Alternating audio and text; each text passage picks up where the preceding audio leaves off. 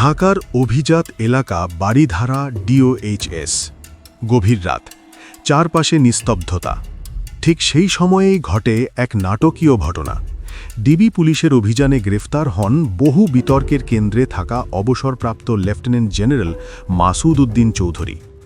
এই গ্রেফতার শুধু একটি আইনি পদক্ষেপ নয়, বরং বাংলাদেশের রাজনৈতিক ইতিহাসের এক আলোচিত ও অন্ধকার অধ্যায় আবারও সামনে নিয়ে এসেছে। মাসুদ উদ্দিনের কেরিয়ার শুরু হয় ১৯৭৪ সালে রক্ষী বাহিনীতে যোগদানের মাধ্যমে, কিন্তু শুরু থেকেই তাকে ঘিরে ছিল বিতর্ক। দুর্ভিক্ষের সময় চোরা কারবারিদের কাছে তেল বিক্রির অভিযোগে তার নাম উঠে আসে। এরপর তিনি সেনাবাহিনীতে যোগ দেন এবং ধাপে ধাপে গুরুত্বপূর্ণ পদে উন্নীত হন। তিনি একসময় নবম পদাতিক ডিভিশনের জিওসি হিসেবে দায়িত্ব পালন করেন, যা তাকে দেশের ক্ষমতার কেন্দ্রের খুব কাছাকাছি নিয়ে আসে। ২০০৭ সালের তত্ত্বাবধায়ক সরকারের সময় মাসুদ উদ্দিন ছিলেন সবচেয়ে আলোচিত ব্যক্তিদের একজন। অভিযোগ রয়েছে রাষ্ট্র ক্ষমতার গুরুত্বপূর্ণ কেন্দ্রগুলো নিয়ন্ত্রণে ভূমিকা, জাতীয় সমন্বয় কমিটির প্রধান হিসেবে রাজনৈতিক প্রভাব বিস্তার, প্রশাসন ও রাজনীতিতে সক্রিয় হস্তক্ষেপ। এই সময়ের ঘটনাগুলো আজও বাংলাদেশের রাজনৈতিক ইতিহাসে এক বিতর্কিত অধ্যায় হিসেবে বিবেচিত। মাসুদ উদ্দিনের বিরুদ্ধে সবচেয়ে আলোচিত অভিযোগগুলোর একটি হল একজন শীর্ষ রাজনৈতিক নেতাকে রিমান্ডে নিয়ে নির্মম নির্যাতনের ঘটনায় তার সংশ্লিষ্টতা।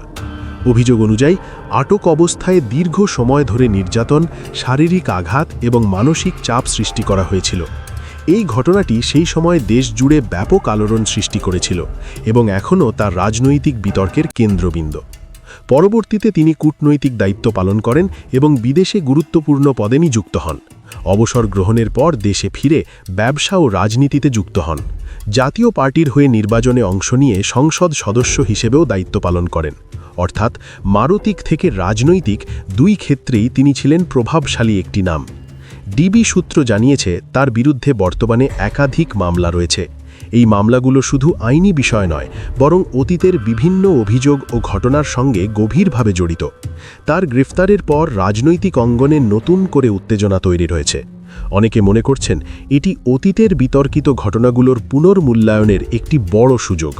এখন সবচেয়ে বড় প্রশ্ন, মাসুদ উদ্দিন কি তার বিরুদ্ধে ওঠা অভিযোগের জবাব দিতে পারবেন? পুরনো ঘটনাগুলোর সত্য কি সামনে আসবে, নাকি এটি আরেকটি রাজনৈতিক নাটকের পরিণতি হয়ে থাকবে? মাসুদ উদ্দিন চৌধুরীর গ্রেফতার কেবল একজন ব্যক্তির আইনি প্রক্রিয়া নয়, এটি বাংলাদেশের রাজনৈতিক ইতিহাস, ক্ষমতার ব্যবহার এবং জবাবদিহিতার একটি বড় পরীক্ষাও।